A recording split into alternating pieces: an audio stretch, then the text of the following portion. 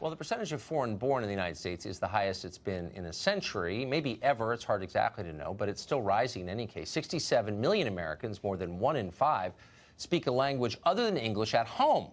Pretty much everyone in Washington is fine with that, number rising. Some of them want the U.S. to completely open its borders to the rest of the world. But what would the effect be if we did that? Who is coming here? What are they like? And where's all of this going? If you look at these numbers, we are joined by Steven Camarota, Director of Research at the Center for Immigration Studies. He joins us tonight. Steven, just the first obvious observation. People, when I was a kid, used to care about overpopulation. I guess nobody does anymore? Yeah, that's a fair question. The latest Census Bureau numbers indicate that immigration by 2060 will add 75 million people to the U.S. population. So you'd think people concerned about the environment or traffic pollution, congestion, sprawl would think about that. Well, but those are real concerns, which I will admit as a kid, I mocked the liberals for having, but as I get older, I realize you don't want to live in a crowded place. Everyone's unhappy. It's horrible, and it's dirty. So does anyone on the left still say that?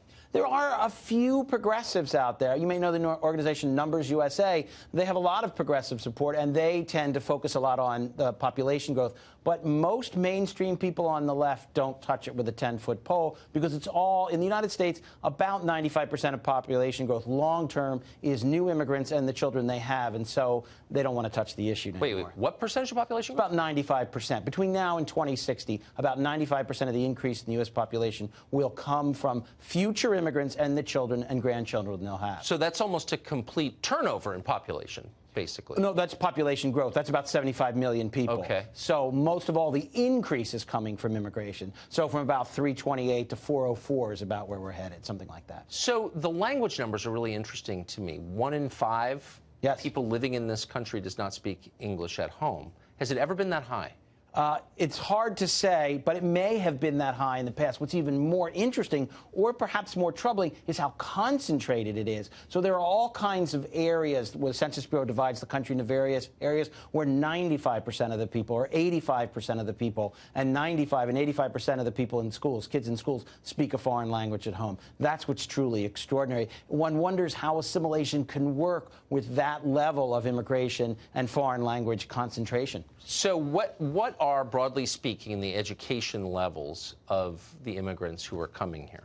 It varies enormously. Of course it does. So, you're looking at a situation where 80% plus of immigrants from India come with a college degree or more, and then for, say, immigrants from Central America, it's less than 10% come with a college degree. And the same thing for immigrants. So how does that break down? So what percentage of our immigrants are coming with no education versus those coming with high degrees of education? Yeah, right now, somewhat over a fourth of all immigrants have less than a high school education when they come. A little over a fourth also have no more than a high school education. So a high school education or less is a little over half, and then a little less than half is some college or even college and more. So that's the very rough breakdown. So the majority have high school education or less? Or less, right. So no education beyond high school. And we know from a lot of research that their welfare use and poverty is quite high. Of course, across the board. Steven Camarota, thank you very much. Thanks for having me.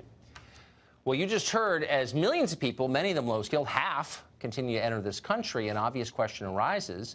What does that mean for our economy, for America's working class, which is already having its jobs phased out by automation, but for a lot of other parts of our society? Oren Cass is a senior fellow at the Manhattan Institute, author of the book The Once and Future Worker, A Vision for the Renewal of Work in America. A thoughtful look at that question. He joins us tonight. Oren, thanks a lot for coming on. Thank you for having me, Tucker. So there's a debate over what automation is going to do long term. Everyone seems agreed that it's going to eliminate a lot of jobs that we currently think of as real jobs. They'll be gone. But is there any scenario in the future as we perceive it now where you'd want more than half of all immigrants to have a high school diploma or less? I think that's a concern we have to grapple with. If we already feel like we have an imbalance, too many unskilled workers relative to what the economy wants, adding more unskilled workers to that mix pushes us in the wrong direction. How concerned are you about that?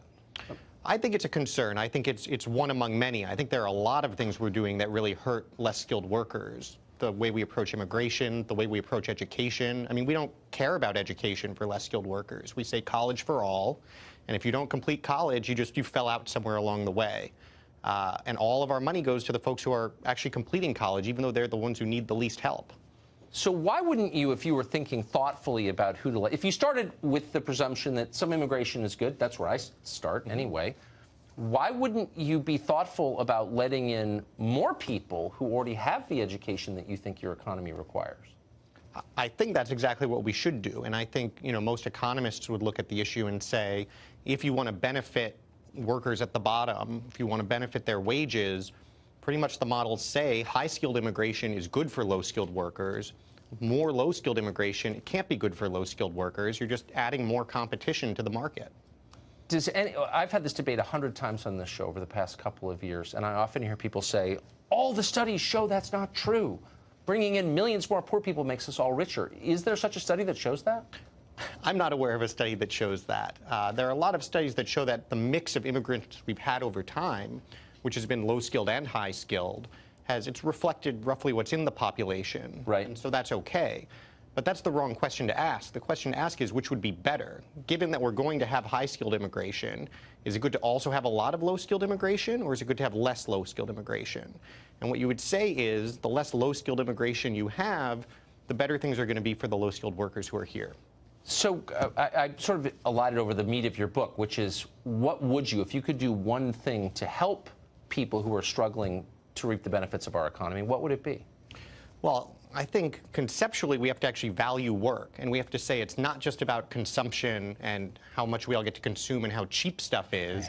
We actually have to realize that people having work is what's most important to them. And then well, wait a second. Paying everybody off with $3 grand a month won't be the answer? No, it's a disaster. It's a great answer for the folks who are doing really well. The funny thing is, the higher up the income ladder you go, the more people say, oh, not everyone needs a job. People, we can send them money. You go down to the bottom end of the ladder, that's where you find the people who say, no, we don't just want money, we want the jobs, because they understand how critical work is, not just to their own satisfaction, their own lives, to their families, to their communities. And if we don't focus on that, if we just say, oh, we'll grow the pie, what they say, and right. we'll just send everyone a piece, right? You don't have to bake your own pie, we'll just give you a slice. That's not what people want, and that's not a model for a good society. That used to be really obvious. It did, until about the middle of the last century. And then we flipped and we said, as long as consumption keeps going up, as long as everyone can have more stuff every year, we're going to call that success. But that's not success. Brightly colored crap made in China will make us happy. Did it? I don't see a lot of that, no. I don't either. Oren Cass, really thoughtful. Thank you for that. Thanks for having me.